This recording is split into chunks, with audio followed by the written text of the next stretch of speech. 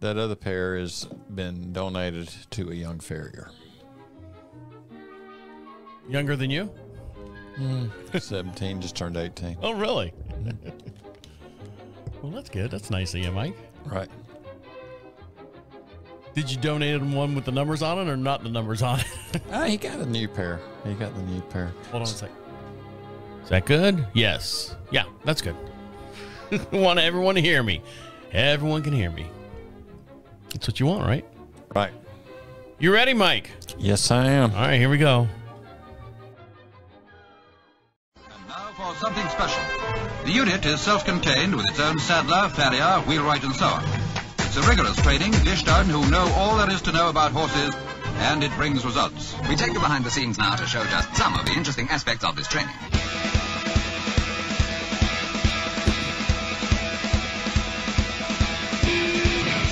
Welcome back to Equine Dynamics with Mike Stine, the award-winning #1 podcast to create sounder horses from the ground up. Mike Stine is a registered journeyman farrier with an APF 1 accreditation. On this week's show, Talking Terminology, we're going to talk about soul depth measurement and also discussion of x-rays with 2 lateral forefeet. And if you're not on YouTube right now watching this, now's a great chance to go over there. And for every podcast we do, we have a matching video here in the studio, and we got some x-rays Mike's going to draw on, and maybe we'll sell those at the end of the season. And over to my far hand side, my very own seasoned veteran is... Seasoned spicy. Yeah, is or not. Mike Stine. How are you? I'm doing good, Travis. How are you doing today? Well, I'm doing okay. Well, I say I'm doing okay. You know, I've always got issues. You know, I have a horse. Yes, you have horses. I have horses, and there's always something going on where right. I always have an issue. Dominique got out again. Did I tell you that? I didn't tell you last week, but she got out last week again. Oh, okay. We kind of ran out of time, and I didn't get into the story. You know, so you got that big hard power line. Right. Right? That right. goes up to the electric fence. Let me guess. What? Well, these are my psychic powers. Go ahead, Kreskin. The connection in the ground had broken. Well, sorta in the ground is right, and it did not break. It came undone. What happened was when you had these 3 wires together. I was close. You are close.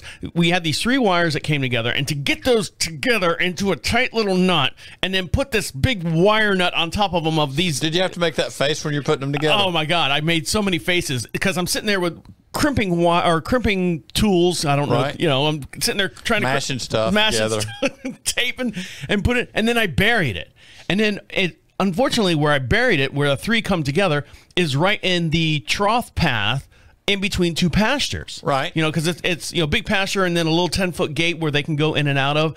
And sure enough, that little red 10 foot tall or 10 foot wide? 10 foot wide. Okay, gotcha. The little red wire nut stuck up, and of course, you know, horse looked at it, and what does a horse do when it sees something that doesn't understand what it is? It paws at it. Right. And sure enough, you can see where Dominique has dug it out, and it popped out. She was doing her job. And sure enough, I came out, you know, walking down the hill, going to the barn to feed them all. Right. Cayenne sitting there at the fence, tattling, you know, tattling on. And I go, oh, did she get out again? Why did... What? Dominique went out. Uh-huh. And Cayenne stayed in. And Cayenne's a lot shorter. Because she's no ding-dong. She's smart. But what happened was she was tattling. I don't know. Dominique got out, and she was across in my neighbor's pasture, who still hasn't mowed that pasture. But I came down, and she heard my feet crunching on the gravel going down there. She came hauling. I mean, full steam across that pasture. I mean, it's, you know, it's a good 2 acres over there. And she comes running across and then up and down the fence, tail raised, ears perked up, and just pacing on the fence like, I'm here, Daddy. I'm here, Daddy. I didn't do anything wrong. I didn't do anything wrong. No. No, she didn't. No. She walked right down to where we had the gate that lets them in between the 2 pastures, and she came right in and walked right into her stall, and I fed her. And then I had to go, okay, now... Well, the grass is always greener on the other side of the fence. It's always greener. And so I'm like going, well, I know what I'm doing for the first, you know, 4 hours of the morning, figure out why this fence isn't working over here. Right. And sure enough, it took me like... Did you just plug it in, walk in, or grab it? Well, I didn't grab it. I've got like... Should have. I got the little measuring thing where you stick it on the fence and then put the stake in the ground, and you watch the little bleeping lights on it. Okay, that one's on, that one's on, that one's on. And then just kind of process of elimination, figured out where it was off, and sure enough, I just happened to look down right there at the crosswalk there. And question for you. On using your blinky thing. Your blinky thing. Use the proper name for it, right? What would happen if you grabbed hold of the probe, and then hooked the blinky thing to see if it blinked? I don't know. Nothing, right? Would it? I don't know. Try to say. Would I be grounded?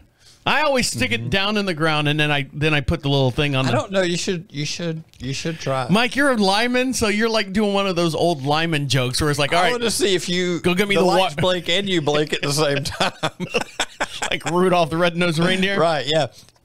So put a light bulb in your mouth like Uncle Fester, see if it lights up blinking. Yeah, exactly.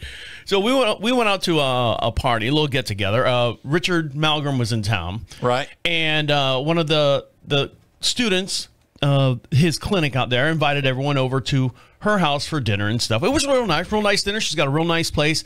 We had nice fellowship and everything like that. Right. And I am not a horse person other than doing the show and having horses here, but I'm not physically involved with horses. As of Christy, what's her husband? Christy's husband. Forsman. Kyle. Yeah. Kyle. How Christy Forsman, how her husband's involved with, doing the horses and all that stuff. Me, not so much. I'll go down and feed. I'll turn them out. I'll make sure that the electric fence is working and all that stuff. He was named after a South Park character. You sure he came before that? So we had a real nice time and everything. And there's a couple husbands there. I say, there was me, there was another gentleman. Yeah, there was like 3 husbands there that weren't the horse people. I mean, they understand the horses, right? But they just weren't horse people.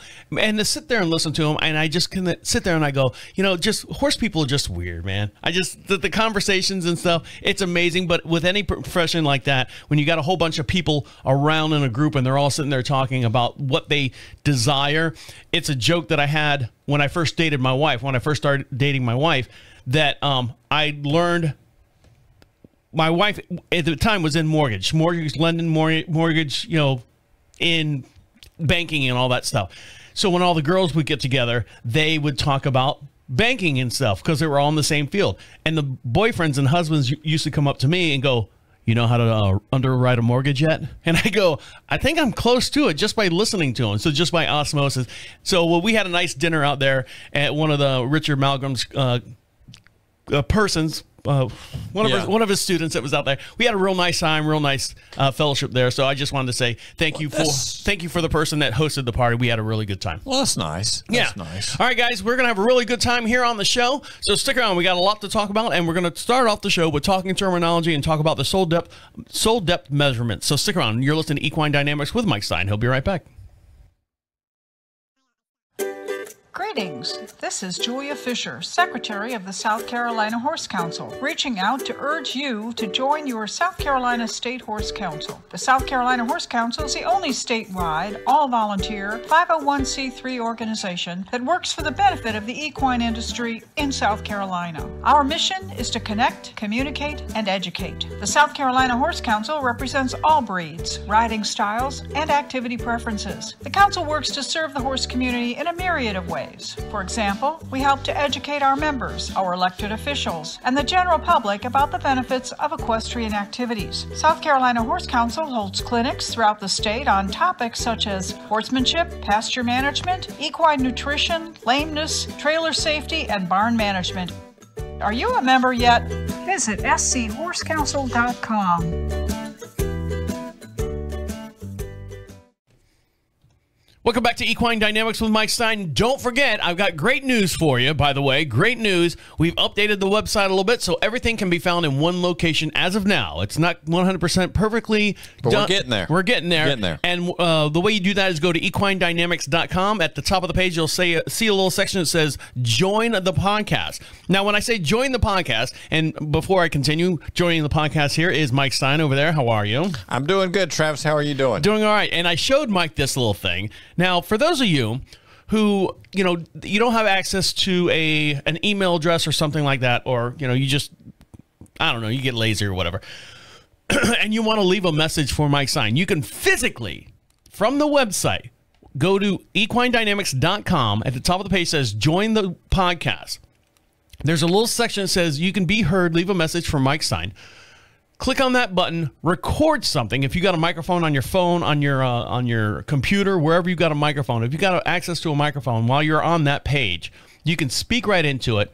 It'll come right to our inbox, and we can answer you, and your voice. That's incredible. Your voice will actually be played here on the show. Right. On the very next podcast. So get those in now. You can be anonymous if you want. Does mine get played on the show? Yours sometimes. I have to edit yours because you've got a lot of foul language. But you can be part. Chickens in the backyard. I do. And you can be part of the show by going over to equinedynamics.com. At the top of the page says join the podcast. And underneath that section, you can see all the podcasts. They're all lined up there for you, all in one location, and all the YouTube videos. As soon as we upload a YouTube video, a brand new one, it'll pop up over there on the website. Make sure you like and subscribe to him over on YouTube. You can get those notifications as well. Talking about foul language, you've played Duck, Duck, Goose lately. No, not lately. I don't think Quackers has been hanging out on our property as much anymore. So this week on Talking Terminology, we're going to talk about sole depth measurement. Now, Mike, when we talk about sole depth measurement, how much soul you got? How much soul? Like, you know, the good soul man. Yeah, that's it. Now, what do we mean by we're talking about sole depth measurement? And we got a whole bunch of visuals here. And Mike brought a whole bunch of X-rays. We've been talking about all our preferred X-ray measurements, correct? Yes. Now, hold on. Are we switching? You got to let me know when I'm switching the camera. Come in. What camera am I going to? Let's go to this camera. All right, camera 9. Here we go. Whichever camera it is. What numbers? You need to number them where I can see them. Yeah. Or not. Is that good for you? Okay. There you go. When you're measuring sole depth, you would start under the tip of the coffin bone and measure a straight line down. And usually back towards the back of the coffin bone, measure down. So you have front and rear sole depth measurement. Now, there's a few things you got to look at in sole depth measurement. If you're looking at our friend here. That's Peggy. Peggy. Okay. You've got the coffin bone. You've got an area of live tissue. You've got the sole, and if you got a cup in the foot, how much cup have you got? So those are 3 things that need to be considered right there in the sole depth. You may have a flat sole. You may have a cup sole. Do we have a deep cup? Do we have a shallow cup? And how much of it is live tissue? On a good X-rays, you can, with these new digital rigs or the better ones, you can see where the sole depth is as far as the live tissue. And if you have not got enough live tissue area and that's to compress too much, you're going to have a hard time growing sole. Does that make sense? Yes. And then you can measure from front to back. And if you have your angular coffin bone and you have these measurements, you can draw out that foot on a piece of paper without anything but the angle of the coffin bone. It's kind of like doing trigonometry type stuff. Yes. Yes. Sure, we'll say that. I'm sorry, geometry. If you have the angle A and angle B, you can figure out angle A, angle B, and the different numbers. It you can lay out everything around it. Angle C. Okay. Okay. Okay? He just shakes his head. Yeah, sure. Yeah, I got a hard time going through apple and apples. Apples and apples. Yeah, comparing apples to apples and getting something else. So when we're looking for the sole depth measurement, why are we actually looking for the sole depth measurement? Why is this important to know? Well, it's very important to know because a lot of domestic riding horses, if you look at the Mustangs and everything that was done there, probably don't have an optimal sole depth. I think that, like Doc Redden says, that at least 15 millimeters of sole depth. Okay. Now, would that depend on the horse, the type of horse, plus type of horse is going to make a difference. Plus the job that the horse is doing. Would you want a larger sole depth on let's say a track horse rather than a hunter horse or a dressage horse? Would it matter? Well, probably with your warm bloody horses, you're going to end up with more sole depth than you with thoroughbred because of the nature of the horse. Thoroughbreds have a history of not much sole depth. And your big heavy horses, well, there's a different deal. And there's going to be some differences from breed to breed. But, having a healthy sole depth, part of the problem with keeping some of these horses barefoot is some of them will never develop enough sole depth. Genetically, they are who they are. And honestly, the way they are ridden and their movement pattern if you've got a horse that's really locked up, they'll tend to compress the sole depth. They'll compress the angles down and everything else. If you've got a horse that is really open and flowing, you'll have less problem with that. Meaning, if you got a back up or a back down, and then if you got a horse running inverted, they always compress their feet down, the feet run forward, and all this sort of deal, and you get some weird distortions. Would diet improve or not improve the sole depth of a horse's feet? I mean, what they diet, eat? the owner or the rider or the horse? No, but I mean, would their diet, like the consistently, like for example, pregnant women will take prenatal pills, and all of a sudden their hair and nails will grow longer and stuff. So, is there something in the horse's diet if they eat enough or not enough? Well, there is a definite difference in nutrition on the quality of the hoof grown, and there's a definite difference in nutrition on how much foot is grown. Horse that's on a really good balanced diet will grow better foot than one that's not. Some of them are lacking. Some of them are been given supplements. Some of them, even with supplements and everything else, still won't grow foot. So some of it is genetic, some of it is mechanical, and how much pressure you're dealing with as far as compression, the sole corium, and all that. So put that all in your pipe and smoke it and see what you get. All right, when we come back, your vape pen. My vape pen, your vape pen. If it doesn't explode on me. Right. All right, guys, stick around. When we come back, Mike actually has... It'll be like those beepers. Yeah, exactly. Stick around. When we come back, we're going to discuss 2 x-rays of a lateral forefoot that Mike actually has here. So stay with us on the YouTube channel. And if you're listening to us on iHeartRadio and iTunes and stuff, go ahead and finish out the podcast and then jump on over there and give them a like and subscribe over on YouTube. So stick around. You're listening to Equine Dynamics with Mike Stine. He'll be right back. Greetings again from the South Carolina Horse Council. Our horse welfare programs offer small grants to equine owners who are struggling financially for specific veterinary bills. First, our Stallions to Geldings funding acknowledges the benefits of gelding your animal, and once the application is attested to by the vet and approved, it provides direct payments to your vet for gelding services. This is an important resource and has been able to assure that hundreds of equines in the state, horses, donkeys, and mules, have received quality care. Our euthanasia program helps with final arrangements for those owners who may be struggling with end-of-life arrangements for their equine partners and lack adequate resources. The funds do not cover disposal, but once approved, can provide direct-to-the-vet payments for managing euthanasia expenses. Are you a member yet? Visit schhorsecouncil.com.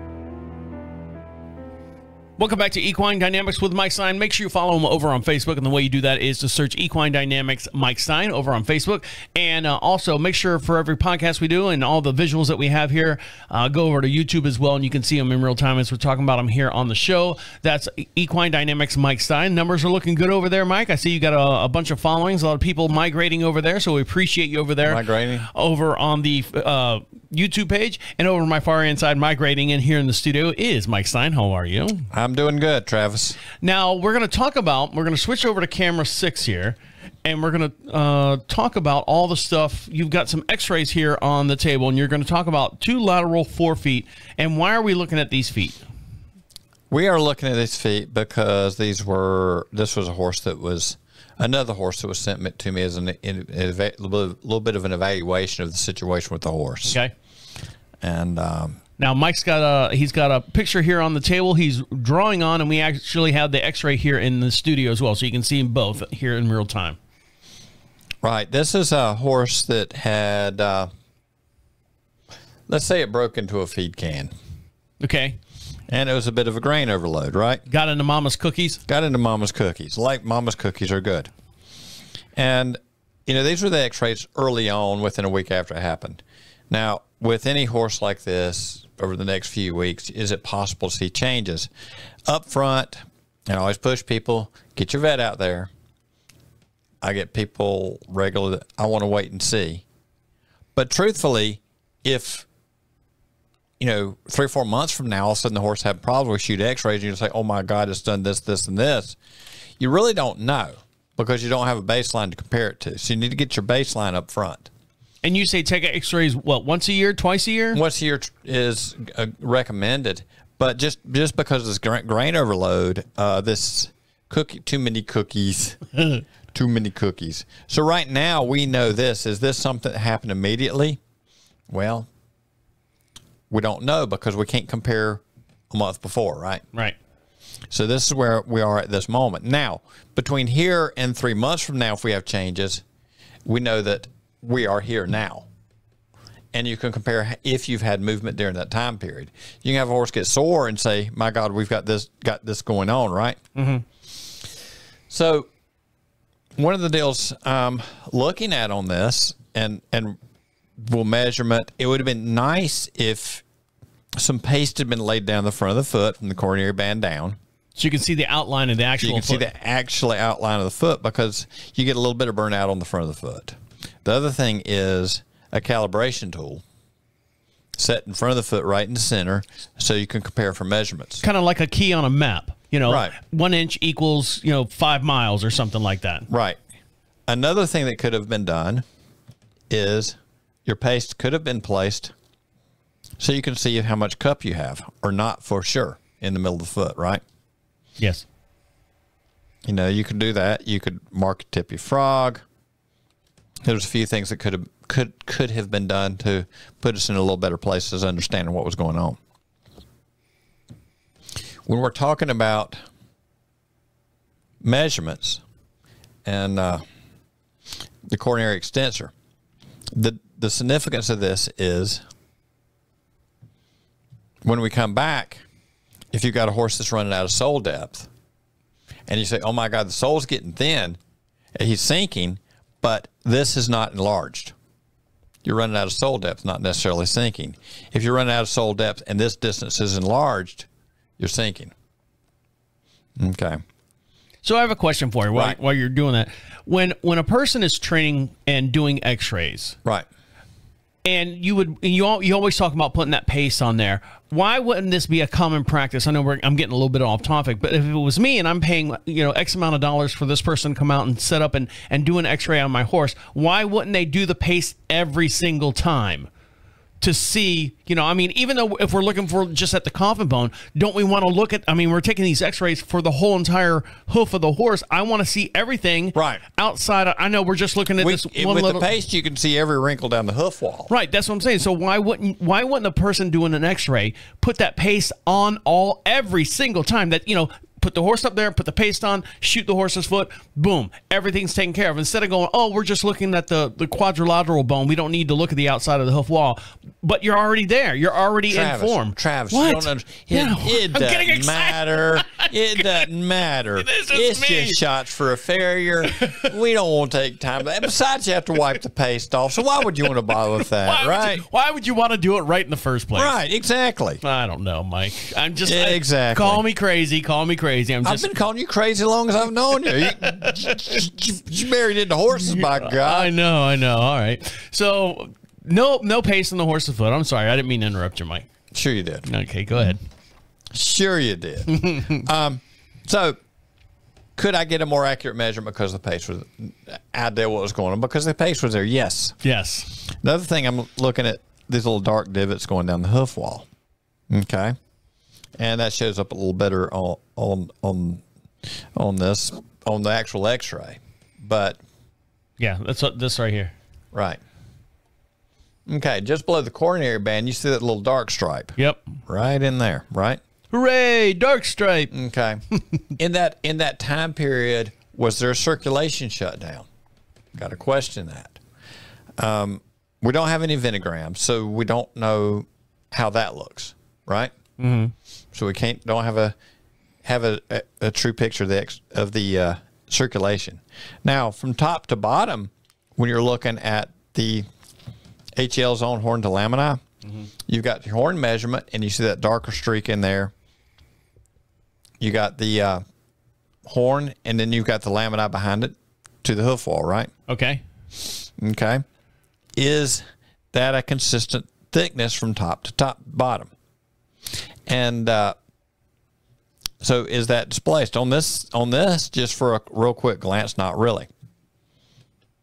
Sole depth, how much cup have you got? How much live sole? How much sole horn? Okay, just for record.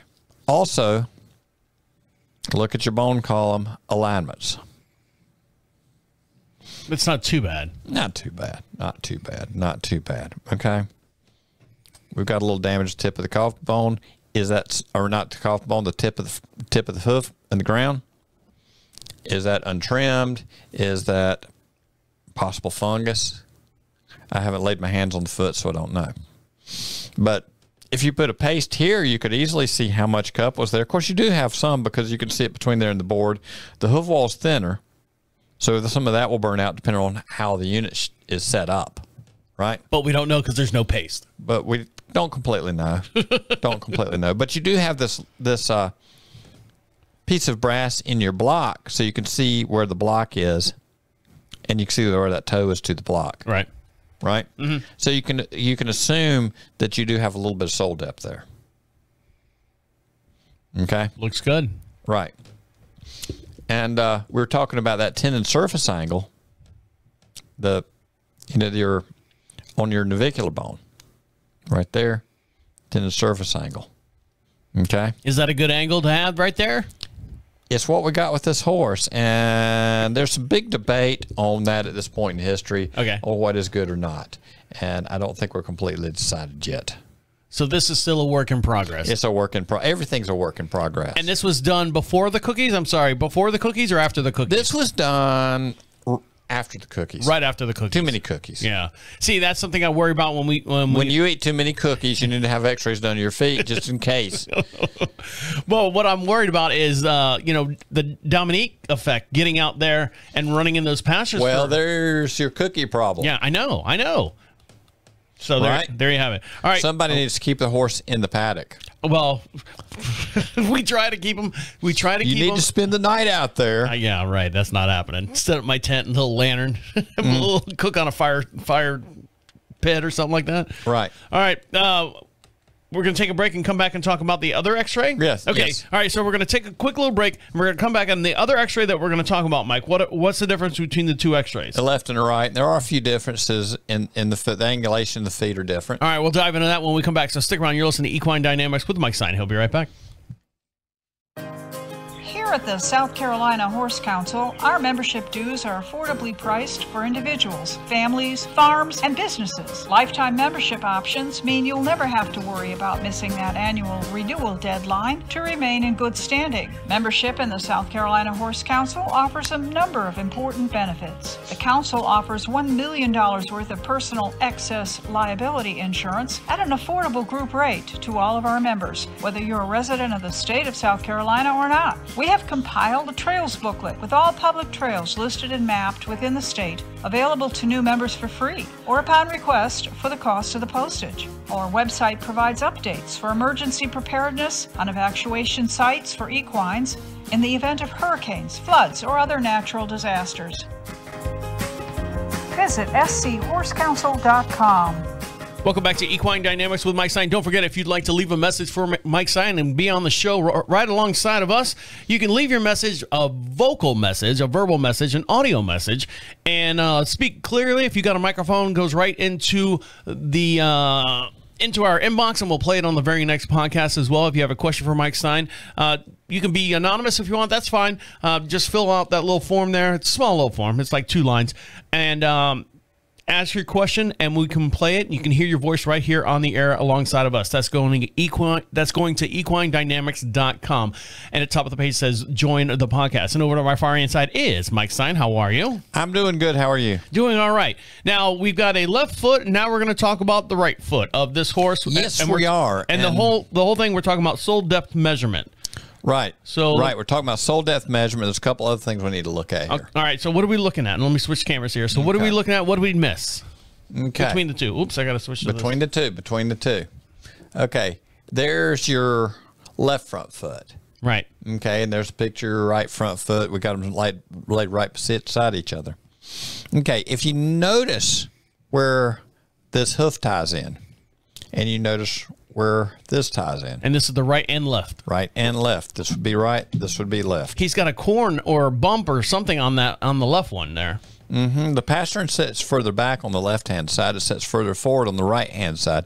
If you've got compression in the coronary band and you got that dark area that shows up, it's going to be on the side that the pastern sits further forward because you got less space in there, more pressure in that area automatically because of the conformation of the horse. Now, this is a little high-low. All horses are a little uneven, right? None of them match perfectly. Like Diego. Like Diego. He's doing good. He is doing good. He did well. He did really well at the Richard Malgrim long lining event. Good. Richard noticed that he's been doing well, and my wife's been doing well on it too. Good. So, or my wife could be lying to me and just to shut me up. Either way. Well, it keeps you excited about it, so you keep not feeling quite so, God, this is stupid dumping money on horses. Right, she's not getting anywhere. Oh, she's happy. I'll put a bunch of money. You know, you see how it works. Yeah, right? I do. And your wife is smart enough to know this. She plays those games. Yeah. All right, so we're looking at the forefoot, the lateral of the left foot. Right. So what are we looking at here? Outside of that. This is right. This is left, not right. Right. Correct. Over, under. So up immediately below the coronary band, you don't see as much of a dark streak there, but you do see a couple areas down the hoof wall, which you would get that, and then it would grow down the hoof wall. So is that an area where we have had something change as far as circulation? Okay. If you had your paste on there, you might see an actual divot or a lump or whatever in the hoof wall. That damn paste, I'm telling you. It's not there. Yeah, the paste is not there. Also, marking your sole. Okay. We got a little bit of a remodel. Not much. This horse has been barefoot, and this horse has been trail ridden quite a bit barefoot. So is that just a little erosion from that? I don't see a bunch of weird remodeling out front. So that doesn't worry me too much, but there is a little bit of elf toe tip there. So there's been a little trauma to the tip of that coffin bone. Seen a lot worse. Plenty of times, right? Okay. Then we look at our measure here from the coronary band down. Is that in a reasonable range? No. Is it? No. You sure? Yes. 10. Some horses, especially a younger horse, that could be a 0. That could be 10, 20, or 30. If one starts getting over 20, I start thinking a little bit. But on an aged horse, that process does change. So, but the big deal is having that. So if it's moved during that time period, you know it. But you're not guessing. You don't want to guess at any of this. Horn to lamina. Is that the same all the way down? When you're looking at this distance, because you can kind of see that wall there, correct? Mm-hmm. Okay.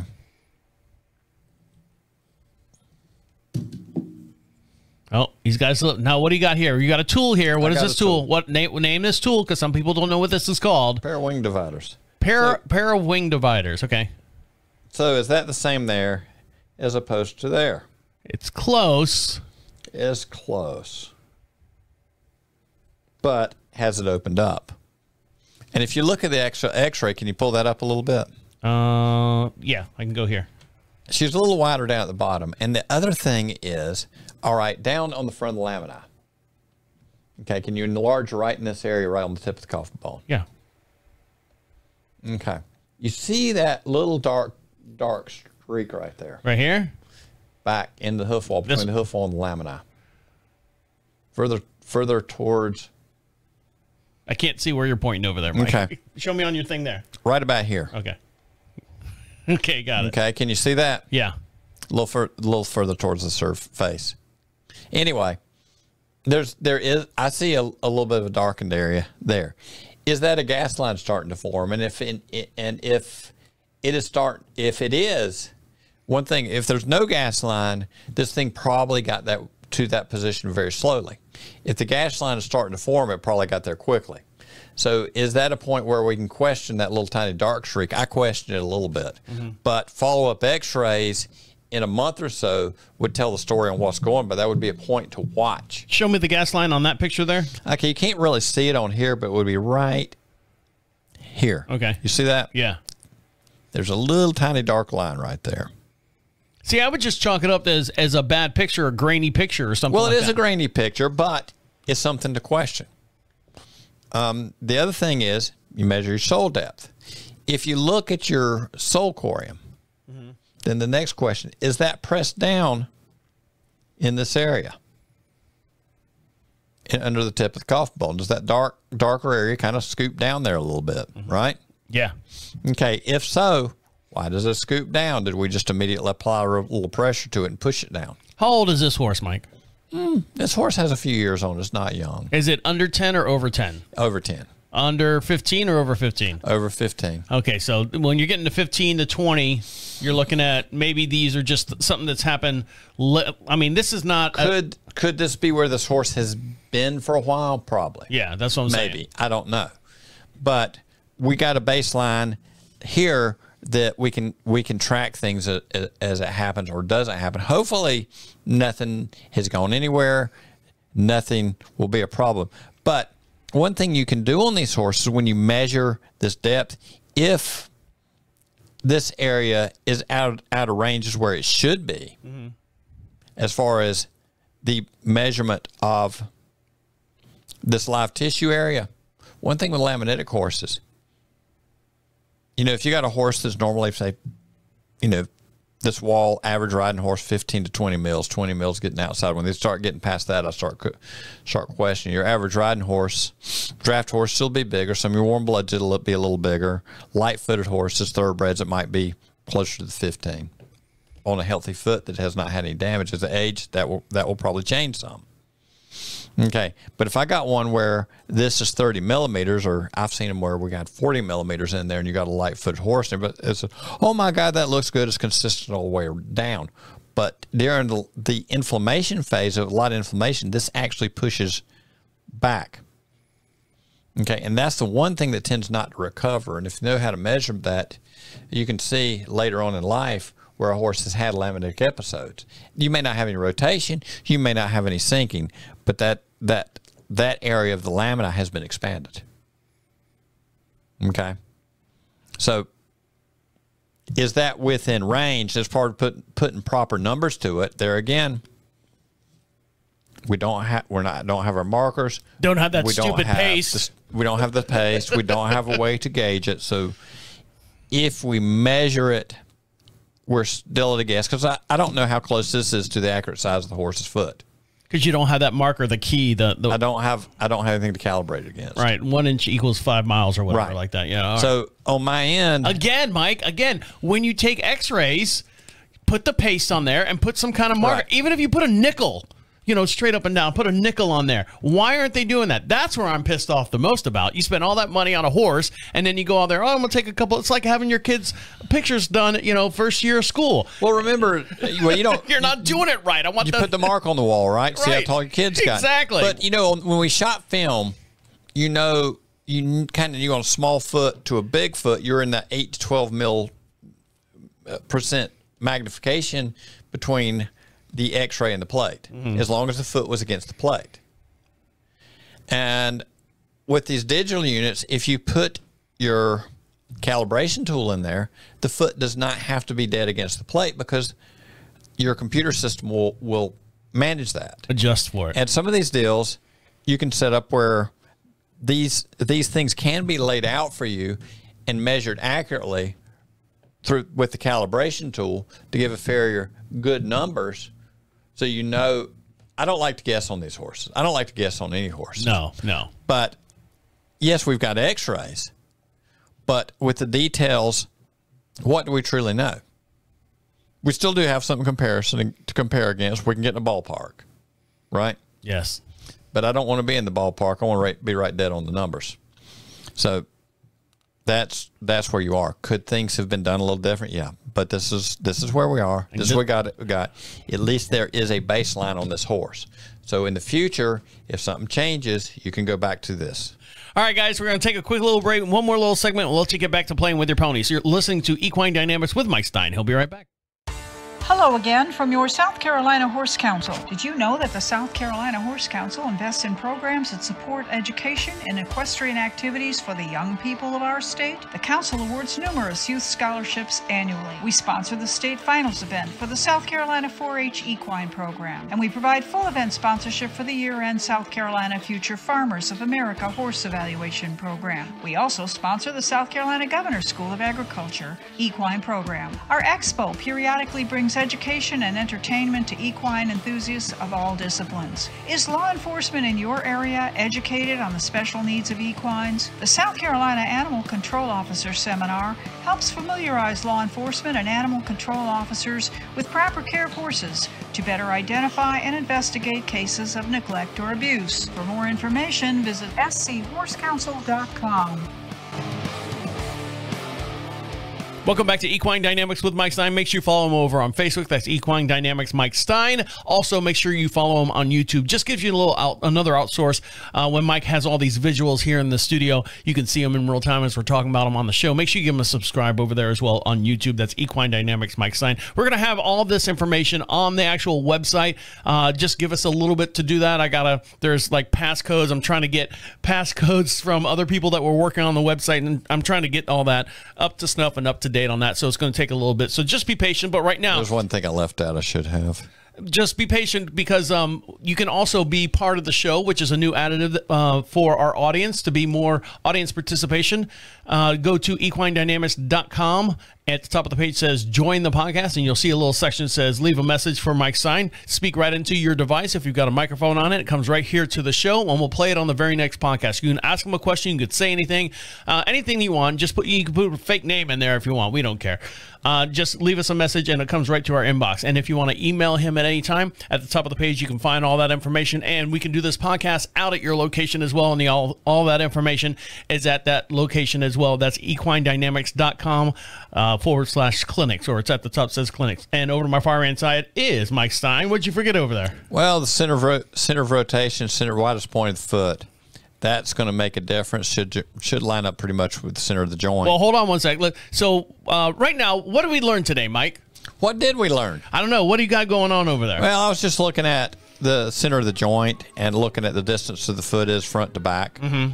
And that's one other thing we need to look at on all these x-rays also. So explain that one more time real quick. The center of the foot, the widest point of the foot, is a gauge, another gauge which you use to see if the foot's migrated forward, if it's fairly centered, give or take. And that's another one of those things. We can debate everything we've talked about today, and somebody will have a reason it's good, reason it's bad. But I kind of like to know, get a good idea where our placement is, especially with a horse wearing a shoe. And also, talking terminology, sole depth measurement. So when we talk about that, why are we so concerned about the sole depth measurement? Too many horses out there, soles are too thin. And what is a healthy depth? What is a healthy depth of live tissue? What is a healthy depth of good sole horn? And how much cup do you have? Space between the foot and the ground. And also how important it is to take x-rays on a constant basis. Not every day, not every week, not every month, but sometime during the year.